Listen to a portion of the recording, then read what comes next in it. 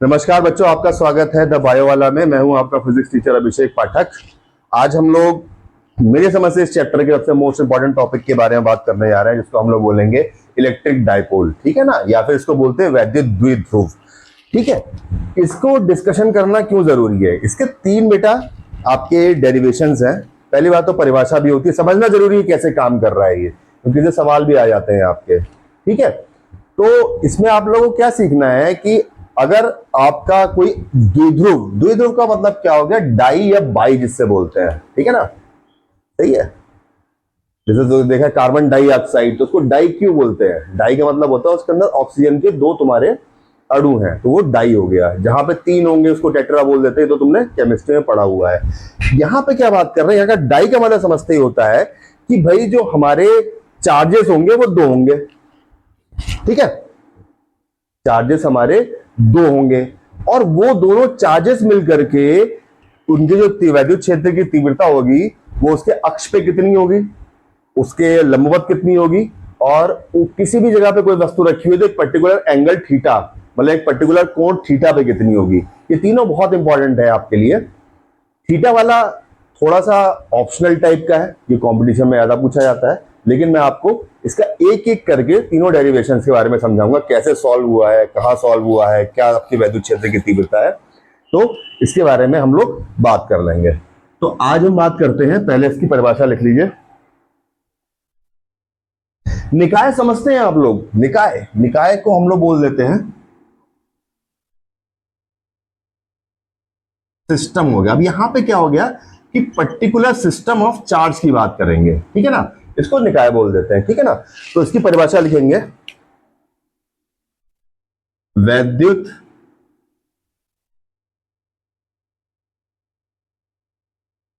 द्विध्रुव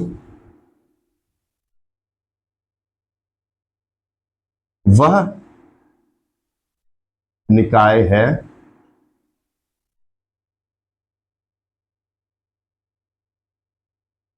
जिसमें दो समान, परंतु अब ये चीज बेटा ध्यान देने वाली है, दो समान आपका क्या हो गया? दो समान परंतु विपरीत दिशा पे ये यहां पे काम कर रहे हैं। ठीक है ना, परंतु विपरीत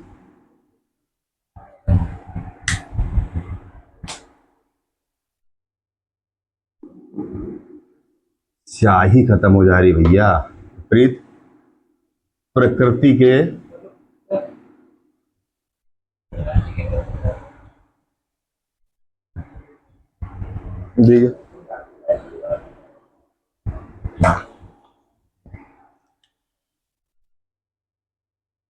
के आवेश एक बहुत ही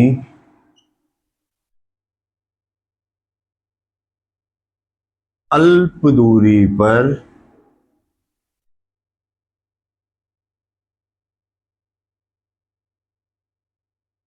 रखे हुए हों।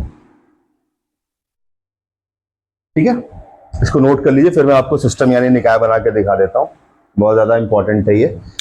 और डेरिवेशन में से बेटा जहां तक मेरी गट फीलिंग बोल रही है, जो मेरे अंदर की आवाज बोल रही है कि आपको एक डेरिवेशन मिलना ही मिलना है इसमें से, तीनों में से। अगर आप इसको ढंग से कर लेंगे, ये हो गया वैद्युत क्षेत्र की तीव्रता वाला कर लेंगे, उसके ऊपर सवाल कर लेंगे, तो मेरी समझ से इस चैप्टर का कोई भी आपका पार्ट आपके मतलब डोमिनेट करने से छूटेगा नहीं। ठीक है ना, नोट कर लिया? चलिए इसको मिटा देते हैं।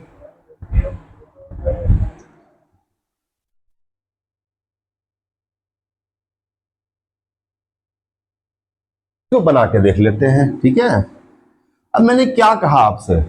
मैंने आपसे क्या कहा कि भाई दो चार्जेस है, दो आवेश है, लेकिन दोनों विपरीत प्रकृति के हैं। विपरीत क्या मतलब कि भैया एक बहुत ज्यादा होपफुल आदमी है और एक बहुत ज्यादा उतना ही निगेटिव आदमी के यार हम तो पास ही नहीं हो पाएंगे। तो क्या होता है, उसको अगर आप उसके पास में रखेंगे तो क्या करे रहेगा, वो एक दूसरे को बैलेंस किए रहेंगे। ठीक है ना, अब जैसे सीसॉ वाला झूला होता है, तुम लोग जाते हो पार्क के अंदर, उसमें एक तरफ 80 किलो का आदमी बिठा दो, एक तरफ 20 किलो का आदमी बिठा दो, तो कहीं बैलेंस होगा? नहीं बैलेंस होगा।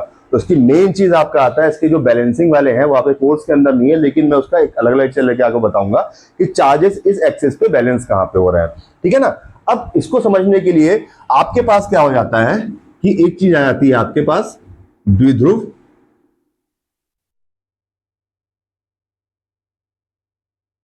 आघूर्ण।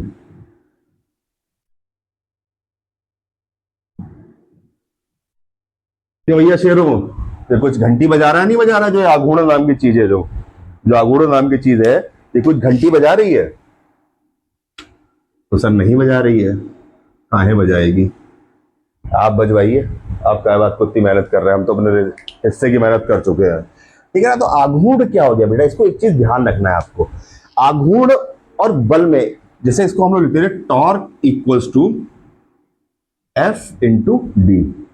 तो बहुत ज्यादा से बहस करने की जरूरत नहीं, इसको समझ लो जल्दी जल्दी, ताकि तुम्हें समझ में आए कि आघूर्ण हमें, क्योंकि बहुत इंपॉर्टेंट टर्म हो जाती है जब आपके डेरिवेशंस आते हैं, ठीक है ना। तो एक चीज थी torque equals to F into D.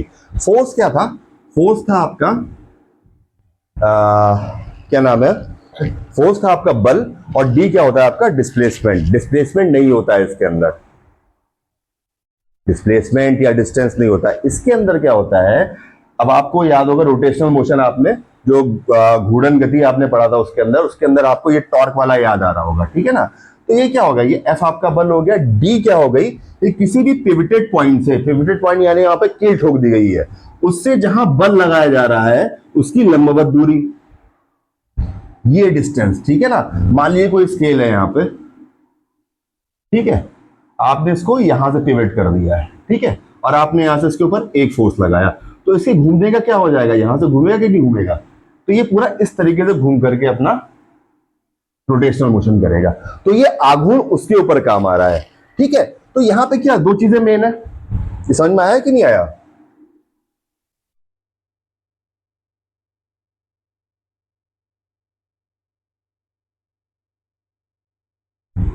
इसके अंदर दो चीजें मेन है, लगने वाला बल और लंबवत दूरी, ठीक है ना।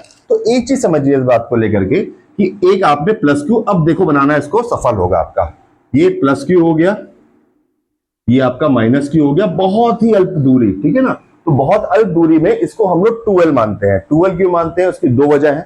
पहली बात तो ये है कि कैलकुलेशन आपकी, सबसे बड़ी वजह यही है, पूरे फिजिक्स में कई चीजों के इन्वेंशन की वजह यही है कि कैलकुलेशन में गड़बड़ हो जाती है, ठीक है ना। इसलिए वो लोग कैलकुलेशन में दिक्कत ना हो इसके लिए क्या होता है कि बहुत ठीक ठाक सी राशि मान लेते हैं, इसलिए इसको 2L माना जाता है। दूसरा क्या होता है कि ये दोनों भाई बराबर हैं और विपरीत प्रकृति के हैं, तो कहीं ना कहीं जाकर के ये आपस में भिड़ेंगे कि नहीं भिड़ेंगे, तो इनका क्या हो जाएगा, एक सस्पेंशन पॉइंट होगा, और वो सस्पेंशन पॉइंट क्या होगा, वो इनका मिडिल पॉइंट होगा। क्यों भाई, कोई भी अगर आपका स्केल होता है, स्केल यानी कि आपका कोई तराजू होता है, तो जब तक उस पर आप कोई वजन नहीं रखते हो, क्या होता है, दोनों के दोनों आपके पलड़े बराबर रहते हैं। यानी इन्होंने क्या करके रखा हुआ है, एक दूसरे को बैलेंस करके रखा हुआ है, और इसको आप पिवट नहीं कर सकते हो। अब दो चार्ज के बीच में कहां किली ठोकने जाओगे, ये बताओ, चार्ज के बीच किली नहीं ठोकोगे ना। तो यहां पे आघूर्ण की बात ही तभी हो रही है कि भाई ये देखो, इसको हमने ले लिया 2L, यार ये अल्प दूरी के चक्कर में मैंने डायग्राम भी अल्प ही बना दिया, जिसकी बहुत शिकायत आती है। ये देखो यहाँ पे एक पॉइंट ये हो गया, एक पॉइंट ये हो गया, इन दोनों के बीच की दूरी हम लोगों ने क्या कर ली, ये 2L मान ली। बहुत ही आपका सिंपल सा बेसिक है इसका, कि हम जब अभी डेरिवेशन करेंगे तो कुछ समझ में आ जाएगा कि इसको अगर L मानते तो L/2 से आपकी रिलेशन, आपकी जो इक्वेशन होती वो कितनी ज्यादा आपकी कॉम्प्लेक्स हो जाती है सॉल्व करने के लिए। दूसरा क्या है कि भाई यहाँ से क्या है, ये प्लस क्यू है, इसकी वैद्युत क्षेत्र की तीव्रता इधर काम कर रही है, या बल भी तो इधर ही काम करेगा, वैद्युत बल रेखाएं जो आपकी होंगी वो भी तो इधर जाएंगी, और इधर से क्या हो रहा है, ये इस तरफ आ रही है यहाँ पे, ठीक है ना। तो कहीं एक मिडिल पॉइंट पे, क्योंकि दूरी भी अल्प है और दोनों की जो वैल्यू है वो, सॉरी ये माइनस है, दोनों के बीच की दूरी क्या है, बहुत स्मॉल है, और प्लस क्या है कि दोनों का जो चार्ज है बस डायरेक्शन अलग अलग है, तो कहीं ना कहीं जाकर के ये फोर्स कैंसिल कर देंगे आपस में। ये देखिए कहीं और बिल्कुल कहां करेंगे, बिल्कुल मिडिल पॉइंट में। क्यों? क्योंकि ये पूरा का पूरा फिगर आपका सिमेट्री के अंदर है, ठीक है, इसलिए हम लोग 2L लेते हैं। अब क्या हो गया, इसने कुछ बल लगाया, बल क्या किसकी वजह से लगेगा, क्यू की वजह से लगेगा, प्लस क्यू की वजह से, माइनस क्यू की वजह से। तो बल क्या जनरेट कर रहा है, वैद्युत बल रेखाएं किसकी हैं, इसकी हैं, ठीक है। समझ में आ रहा है कि नहीं आ रहा है बेटा, ठीक है ना। तो वैद्युत बल की रेखाएं क्या हो गई, प्लस क्यू और माइनस क्यू हो गई आपकी। अब क्या हो गया आपका, जो इसे कैंसिल कर दिया, 0 हो गया, प्लस क्यू माइनस क्यू हो गया। अब क्या हो गया, इनके बीच की जो दूरी है वो क्या हो गई, ये 2l है, मैं पहले बता चुका हूं आपको।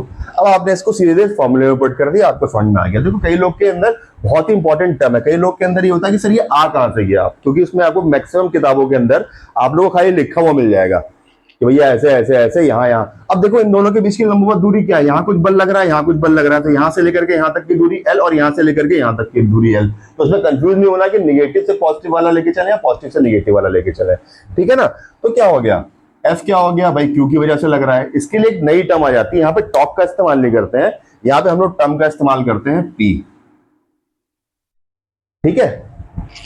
और ये क्या हो जाता है आपका, क्यू चार्ज की वजह से, भाई इसका निकालेंगे तो क्यू जो उसका बल लग रहा है, और इनटू दूरी कितनी हो गई इसकी, 2l होगी। इसी को बड़े अच्छे प्यार से हम लोग क्या करते थे, डायरेक्ट लिख देते हैं 2ql। अब अगर थोड़ा सा पेशेंस हो तुम लोग के अंदर तो ये समझा भी दूं कि ये आघूर्ण आया कहां से इसके ऊपर, पेशेंस हो तो बताना भाई, ठीक है। पेशेंस से देखो बेटा, जितने भी लॉसेस तुम्हारे हो रखे हैं 11 से लेके अभी तक सब समझ में आएंगे, और सारी की सारी सवाल बनाने में दिक्कत नहीं होगी आपको, ठीक है। तो ये हटा दिया हमने यहां से। अब मान लीजिए फिजिकल सिस्टम ले लीजिए, भाई आघूर्ण तो हम 10वीं से पढ़ते चले आ रहे हैं कि आघूर्ण क्या होता है। एक कोई फिजिकल सिस्टम ले लीजिए, उसमें क्या है, मान लीजिए ये कोई सिस्टम है, यहाँ पे एक बल F लगा हुआ है, यहाँ पे कोई बल F लगा हुआ है, ये D है, ये D है, ठीक है ना। तो क्या होगा, ये एंटी क्लॉकवाइज मोशन करेगा, क्यों, इसी को हम लोग बोल देते हैं बल युग्म। याद आया होगा कुछ जिन्होंने थोड़ा बहुत भी देखा होगा, ठीक है। तो अब क्या हो गया, इसके लाइन ऑफ एक्शन जब यहां से निकलेगा तो ये कुछ इस तरीके से निकलेंगे, नहीं निकलेंगे, मैंने बता रखा है आपको, विद्युत रेखा है, इस तरीके से निकलेंगे कहीं पे।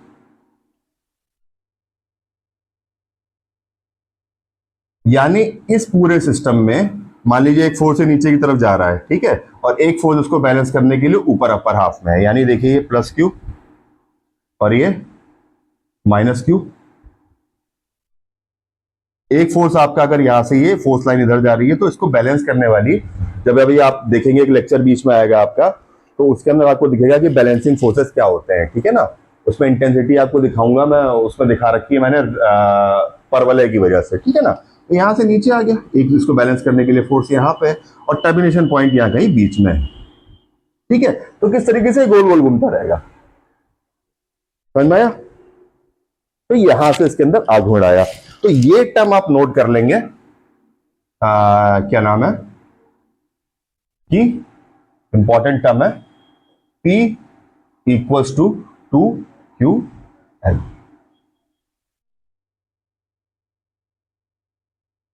अब इसका मात्रक निकाल दो, कूलाम पर, अब तो इतने बड़े हो गए कूलाम, और साथ में क्या हो गया, L डिस्टेंस हो गया तो कूलाम मीटर हो गया तुम्हारा ये द्विध्रुव का आघूर्ण, ठीक है। तो इसमें आपका न्यूटन मीटर होता था, F इंटू डी होता था, इसमें कूलाम मीटर हो गया आपका। भी निकाल सकते हो AT-1 और L यानी कि ML-T-1, ठीक है। अब वो छोटी छोटी बातें हैं, इसको कुछ सॉल्व करना सीखो, नहीं तो लेक्चर जो पिछला है उसके अंदर देखो, इसके अंदर मैं तुमको विमाएं निकाल के दिखाई है, ठीक है ना। तो अब यहां से समझ में आ गया आप लोगों को, ठीक है। अब इसका एक बहुत इंपॉर्टेंट है कि यदि कोई आपका कोई वस्तु आपके दोनों चार्जेस के अक्ष के बिल्कुल समानांतर उसी अक्ष पे स्थित हो, मैंने क्या बताया था पिछले लेक्चर्स में, दोबारा रिपीट कर देता हूं मैं, ठीक है, कि जो आपके कूलाम लॉ है, कूलाम का बल है, और जो आपका गुरुत्वाकर्षण का बल है, ये दोनों क्या होते हैं, एक दूसरे के एक्सिस पे काम करते हैं।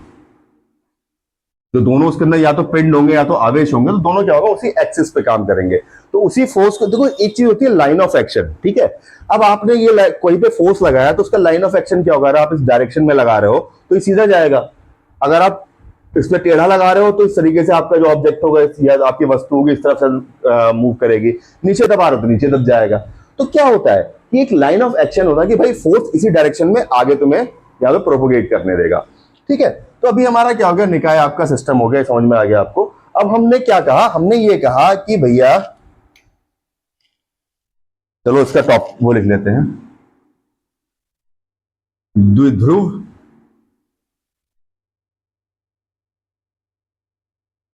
के अक्ष पर स्थित वस्तु, या वस्तु नहीं कहेंगे यहां पे, इसको एक पॉइंट बोल लेते हैं।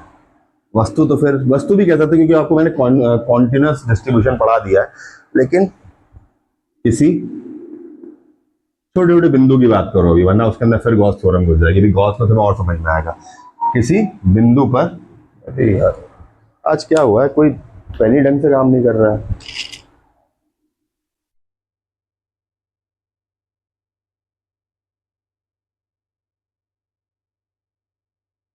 वैद्युत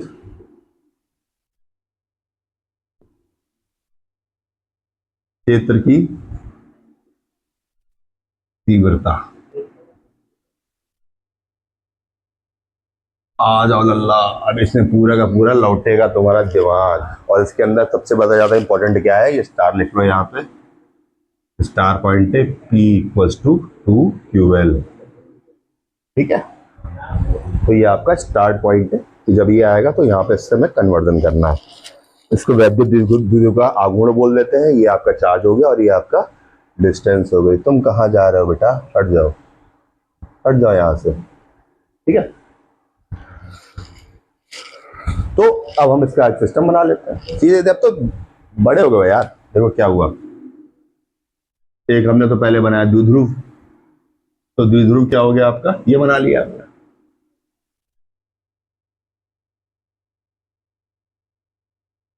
ये क्या हो गया, ये प्लस क्यू हो गया, बड़ा बड़ा पॉइंट बना लेता हूँ, तब बड़ा तुम नहीं बनाना। और ये माइनस क्यू हो गया, ठीक है।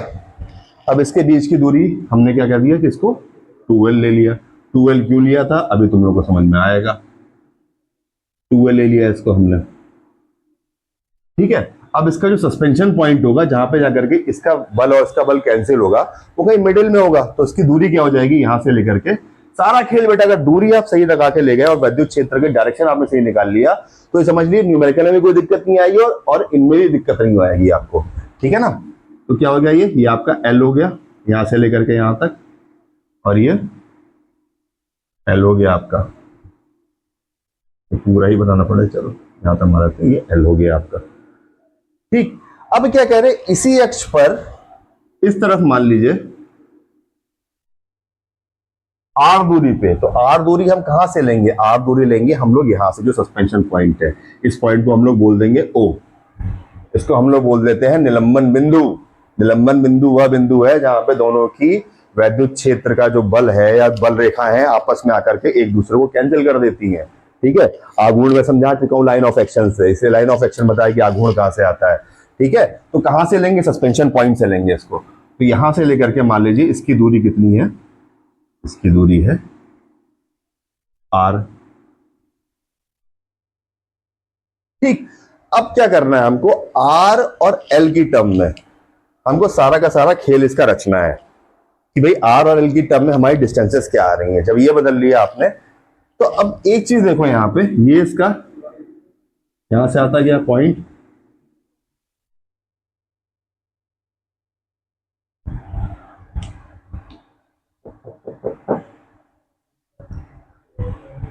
यहां से पॉइंट ले लिया, तो यहां अब यहां पे देखो एक प्लस क्यू चार्ज है, एक माइनस क्यू चार्ज है। तो भाई इस चार्ज की वजह से भी कुछ वैद्युत क्षेत्र की तीव्रता होगी और इस चार्ज की वजह से वैद्युत क्षेत्र की तीव्रता होगी। इसका अलग से वेक्टर डायग्राम बना लेते हैं हम लोग, ठीक है। तो यहाँ पे क्या हो गया आपका, जैसे यहाँ पे इसकी वैद्युत क्षेत्र की तीव्रता इसी भाई लाइन पे होगी कि नहीं होगी, जब अक्ष की बात करेंगे तो क्या होगा, इधर मान लीजिए आपकी E1 हो गई और इसकी वजह से क्या हो गई आपकी E2 हो गई। ये बराबर लिखा है, ये सही है कि नहीं सही है, मेरी समझ से बताइए। चलिए देखिएगा, बताइएगा। दोनों वेक्टर की लंबाई बराबर कर सकते हैं नहीं कर सकते हैं, कर सकते हैं कि नहीं कर सकते हैं भाई, नहीं कर सकते हैं। क्यों नहीं कर सकते हैं, एक चीज देखिएगा यहाँ पे, हमारे किसी भी चीज की वैद्युत तीव्रता के अंदर आपका जो R होता है वो क्या व्युत्क्रमानुपाती होती है, जितनी डिस्टेंस कम होगी उतना ज्यादा आपका फोर्स लगेगा और उतना ही ज्यादा आपका वैद्युत क्षेत्र की तीव्रता लगती है, ठीक है ना। उसमें खाली एक चार्ज की वजह से तीव्रता आती है, खाली सिंगल चार्ज की वजह से, और फोर्सेस आपके दो की वजह से होते हैं। लेकिन दोनों में क्या होता है, आपका इनवर्स लॉ आपका काम करता है इसके अंदर, उल्टा वाला काम, व्युत्क्रमानुपाती वाला काम। तो देखिए यहाँ पे जब इससे Q से प्लस Q से इसकी डिस्टेंस कम है तो तुम्हारी, तो एक बहुत ऑब्वियस सी बात है, इस पे जो E1 लगेगा ये ज्यादा लगेगा, और जब इसकी डिस्टेंस आपकी ज्यादा है इसके मुकाबले, तो ये E1 थोड़ा कम लगेगा। अरे बताओ भाई, डिस्टेंस जब तुम्हारा, एक तो डिस्टेंस ऊपर से स्क्वायर, और फॉर्मूला हमारा क्या होता है, फॉर्मूला होता है हमारा, ये चल के नहीं देगा, E equals to 1/4 pi epsilon naught Q upon R square, यही तो होता है। ठीक है बेटा, तो अब देखो यहां पे क्या है, R है, तो R क्या है, R के स्क्वायर के बराबर है, तो बहुत ऑब्वियस सी बात है, जो इसकी आपकी वो होगी दिशा होगी वो कहीं इस डायरेक्शन में होगी, यानी कि जो रिजल्टेंट आएगा वो E1 की तरफ आएगा। तो कहते हैं परिणामी की दिशा,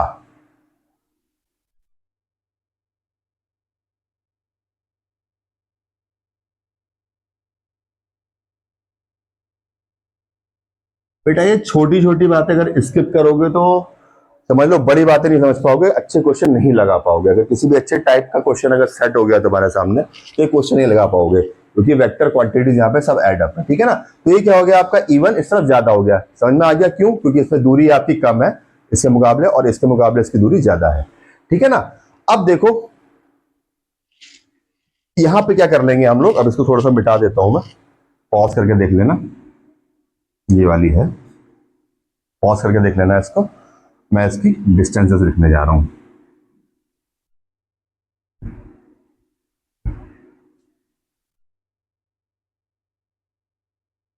ठीक है, तो पहला स्टेटमेंट क्या लिखेंगे, ये लिखेंगे बिंदु P पर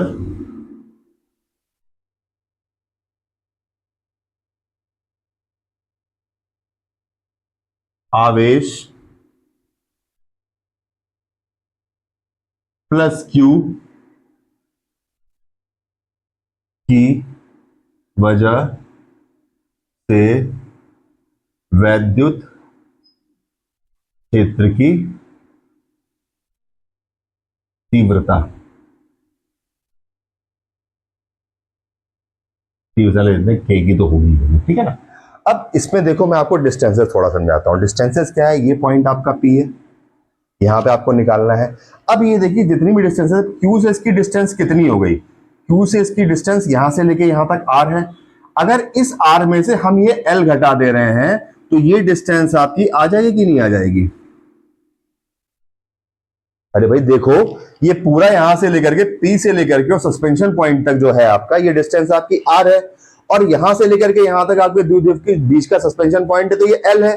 तो यहां तक इसकी दूरी कितनी हो जाएगी, ये आपकी R माइनस L हो जाएगी कि नहीं हो जाएगी। जब आप इस दूरी की बात करेंगे यहां से,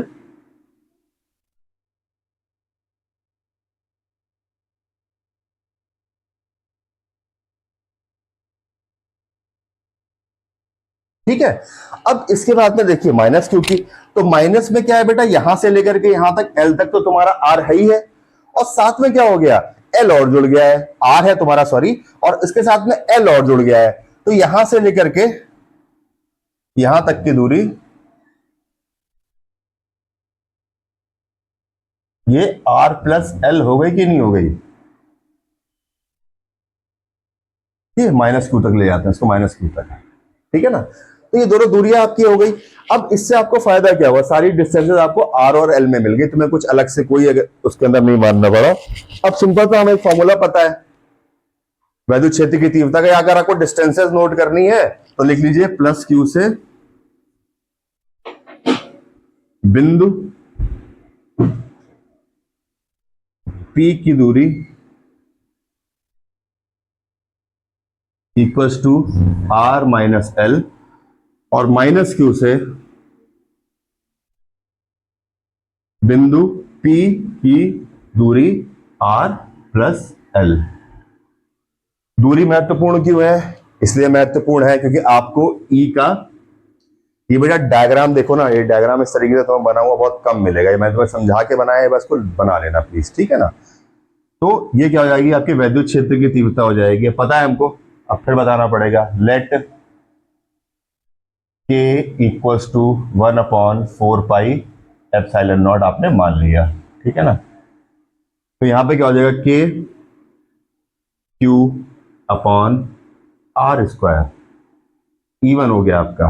अब इवन को और सॉल्व किया आपने उठा करके, तो क्या हो जाएगा आपका के क्यू, और डिस्टेंस क्या हो गया, Q1 की वजह से आपका ये हो गया R-L, और इसका होल स्क्वायर। ठीक है, अब E2 भी निकाल लीजिए। E2 में क्या चेंज होगा, खाली डिस्टेंस चेंज हो रही है। तो E2 का बहुत इजी है बेटा, बस खाली कैलकुलेशन में Q अपॉन R², तो ये हो गया आपका K Q अपॉन R+L का होल स्क्वायर। ठीक, अभी मैंने आपको क्या बताया था यहाँ पे, ये देखिए वैद्युत क्षेत्र की तीव्रता। तो यहाँ पे E1 और E2 हो गया, तो मैंने क्या कहा, जिधर डायरेक्शन होगी फोर्स लाइन ऑफ एक्शन, उसका तीव्रता का बेटा उसी तरफ होगा ना। यानी क्या हो गया कि E1 हमारा ज्यादा है E2 से, तो हमको परिणामी निकालना पड़ेगा। तो जो E2 का परिणामी है उसको हम E1 में से घटा देंगे, वही तो परिणामी निकल जाएगा आपका। देख लीजिए, कर देते हैं। E equals to E1 minus E2। ठीक, अब देखो, अब बच्चों का खेल बचा हुआ है। अगर तुम लोगों को थोड़ी बहुत भी मैथ्स आती है तो होप करता हूं थोड़ी बहुत पढ़ी होगी। ठीक है, यहां से आपने रख दिया value K Q upon R-L whole square minus K Q R+L का होल स्क्वायर। ठीक है, अब इसमें से क्या किया आपने, के क्यू यहां से देखो, मैं एक एक स्टेप बताऊंगा, किताब के अंदर तुम्हारा डायरेक्ट मार देगा, मैं पूरी कैलकुलेशन करके बता रहा हूं तुम लोग को, तो ध्यान से देखना है इसको। ठीक है, तो क्या हो गया, के क्यू आपने कॉमन ले लिया। अब अंदर क्या बचा, 1/R-L का होल स्क्वायर माइनस 1/R+L का होल स्क्वायर। ठीक है, चलो अब आगे चलते हैं। अब क्या करेंगे इसको, भाई भिन्नों को सॉल्व करने का तरीका क्या है, जब दोनों के डिनोमिनेटर अलग अलग है, एक का R+L का होल स्क्वायर है और एक का R-L का होल स्क्वायर है, तो क्या करेंगे हम लोग, एलसीएम लेंगे। तो एलसीएम में क्या आ जाएगा आपका, भाई कोई पूर्णांक वोड़ांक तो है नहीं कि उसका हम लोग को वो निकालना पड़ेगा फैक्टराइजेशन मेथड से। इसमें क्या सीधे आपने जो आपकी ये चीजें है इसको आपने लिख दिया यहाँ पे, ये हो गया R-L का होल स्क्वायर और R+L का होल स्क्वायर। अब देखिए यहां से उसको डिवाइड किया तो ये इधर आ गया R+L का होल स्क्वायर, चलते हैं साथ में, और ये हो गया आपका माइनस R-L का होल स्क्वायर, और के क्यू हमारा पहले से ही बाहर है। के यहां पे है, let K equal to 1/4 pi epsilon naught. इतने क्वेश्चन करवा चुका हूं तुम लोग को कि अब खुद से मान लिया करो। क्यों, क्योंकि बार बार लिखने से समय व्यर्थ होता है। ठीक है बेटा, तो ये इतना हो गया आपका। अब मैं इसको थोड़ा सा मिटा देता हूं। ठीक है, थोड़ा सा इसको मिटा देता हूं धीमे धीमे। अरे यार, चलो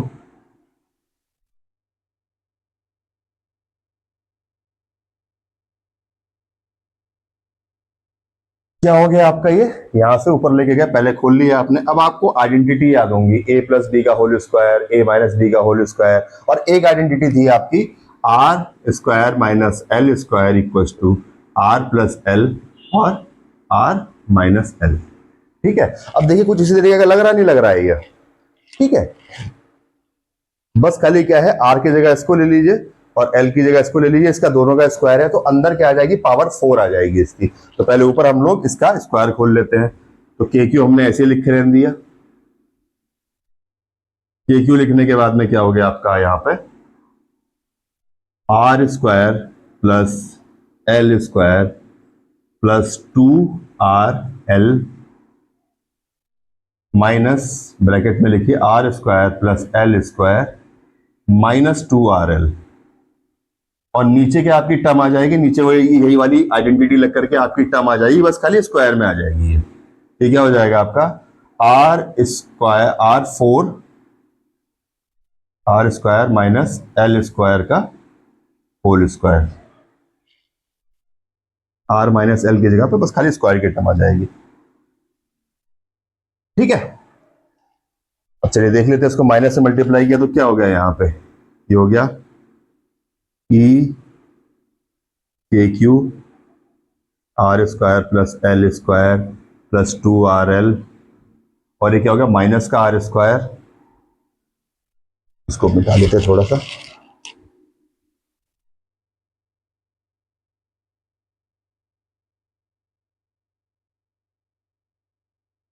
क्यों, क्योंकि माइनस से पूरे ब्रैकेट में हो गया तो सारे के सारे साइंस आपके पलट जाएंगे, यानी जो माइनस के हैं वो प्लस हो जाएंगे और जो प्लस के हैं वो माइनस के हो जाएंगे। Minus R square minus L square plus 2RL। ठीक है, और नीचे क्या हो गया आपका R square minus L square का होल स्क्वायर। ठीक है, अब काटा पीटी चालू कीजिए, यहां से ये कट गया, ये कट गया, ये कट गया और ये कट गया, प्लस का माइनस से कट गया। एक बार देख लीजिए, इसको नोट करना है, नोट कर ले एक सेकंड के लिए।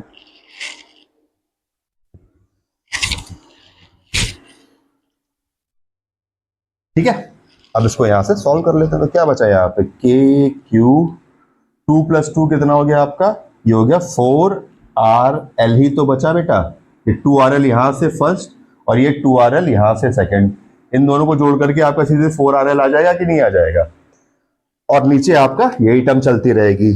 अब टर्म चलते रहने पे क्या हो गया आपका कि आपने इसको ऐसे लिख दिया R square minus L square.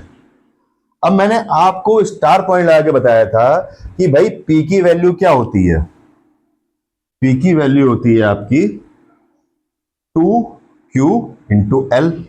अब देखो कहीं से हमको मिल रही है पी की वैल्यू, तो हमारी क्या हो जा रही है, इसको हम क्या लिख सकते हैं, इसको लिख सकते हैं के into 2L into 2 into Q और इंटू R।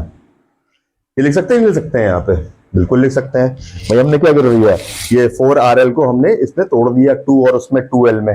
अब क्या हो गया, इन दोनों को जब आप मिला देंगे यहां से तो क्या हो जाएगा, ये 2QL बन गया कि नहीं बन गया।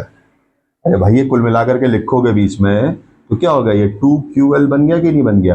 तो 2QL की जगह पे हम क्या लिख सकते हैं यहाँ पे,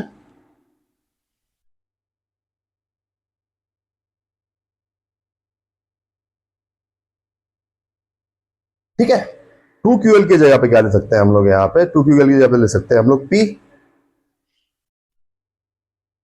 लिखा हुआ है। तब ये क्या हो गया, अब इसका फाइनल स्टेटमेंट क्या हो गया, फाइनल स्टेटमेंट ये हो गया कि K 2PR upon R square minus L square का होल स्क्वायर।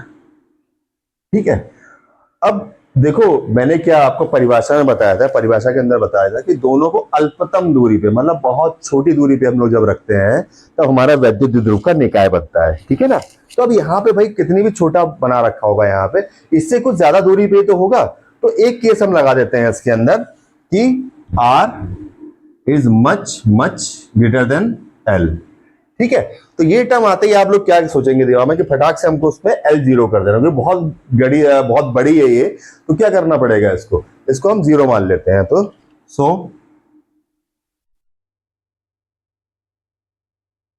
L के मान को लिखेंगे ये, लेकिन कैलकुलेशन में क्या कर लेंगे, L इक्वल टू जीरो कर लेंगे। L के मान को नगण्य मानने पर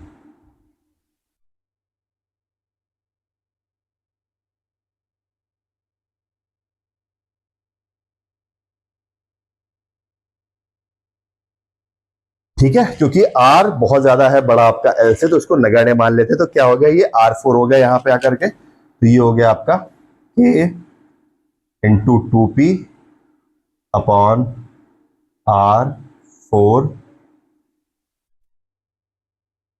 और ये तो जीरो हो गया तुम्हारा, तो L की टर्म हट गई। अब देखो यहां से कुछ कट रहा है, हाँ तो ये R से R कट रहा है।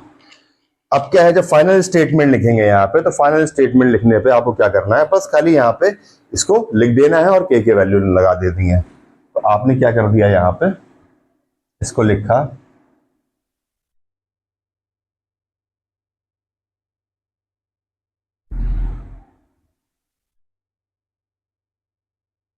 के, मैं दोबारा से ये स्टेप उठा के ले आ रहा हूं, के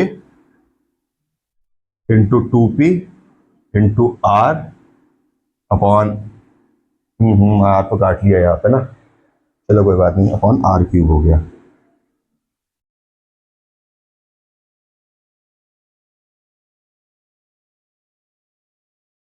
अब वी नो, हम जानते हैं, हमने क्या शुरुआत से, जो शुरुआत में पाप किया था के मानने का, उसकी जगह पे K equals to 1/4 pi epsilon naught हो गया आपका। ठीक है, और यहाँ पे वैल्यू लगा दी और आपका ये सिस्टम प्रूव हो गया। ये हो गया 1/4 पाई एप्सिलॉन नॉट 2p/r³। यानी कि जब इसको बढ़िया से, अब देखो वही पुराना वाला तरीका, इसको सबसे बढ़िया तरीके से बनाना है। ठीक है, तो क्या हो गया आपका, ये आप लिख देंगे यहाँ पे E equals to 1/4 pi epsilon naught 2p/r³। ये आपका क्या हो गया, ये प्रूव हो गया। और नीचे लिख देंगे हेंस प्रूव। ठीक है, तो हुआ क्या है यहाँ पे देखो, तो इसमें हमको एक सीधी सिस्टम पता चला है। पहले नया एक शब्द पता लगा, इसको हमने वैद्युत विद्युत आगमन बोल दिया, इसको हम लोगों ने डोमिनेट कर दिया उससे, या डिनोट कर, डोमिनेट नहीं, सॉरी यार, I am very very sorry, dominate ने इसको डिनोट कर दिया हम लोगों ने पी से, और उसके इस्तेमाल से हमने एक नई टर्म निकाल ली। तो अब नई टर्म निकलते ही नया सरदर्द, इसके क्वेश्चंस कैसे होंगे मैं करवाऊंगा, आप करेंगे और बहुत अच्छे से करेंगे। ठीक है, कल आपको इसका नेक्स्ट केस पढ़ाऊंगा जिसके अंदर लंबवत दूरी होगी, और कोशिश करूंगा कि आपको एक आइडिया दे दूं या उसको भी खत्म करा दूं। जो थर्ड केस है कि किसी भी बिंदु पे रखी हुई वस्तु पे, उसमें आप क्या हो जाएगा, बिल्कुल ब्रह्मा जी हो जाएंगे, कहीं से कुछ भी लिख करके और कैसे भी करके आपको दे दिया गया, आप वहां पर तुरंत ही वैद्युत क्षेत्र की तीव्रता निकाल लेंगे। चलिए बच्चों, अगर आपने लाइक और सब्सक्राइब नहीं किया है तो प्लीज कीजिए, थोड़ा सपोर्ट कीजिए, और धन्यवाद, शुभ रात्रि।